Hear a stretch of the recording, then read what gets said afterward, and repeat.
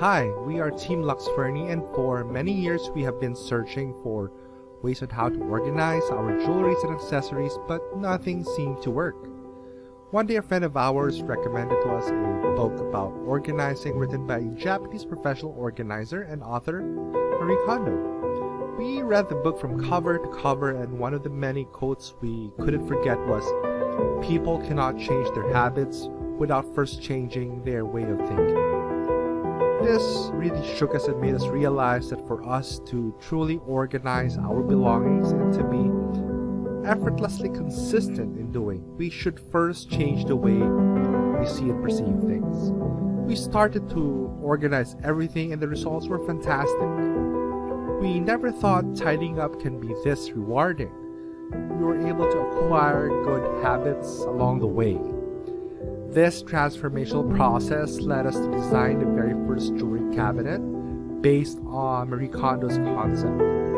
Clutter is caused by a failure to return things to where they belong. Therefore, storage should reduce the effort needed to put things away, not the effort needed to get them out. Our vision is a storage cabinet with a modern design and should accommodate all things we love like jewelries and makeup.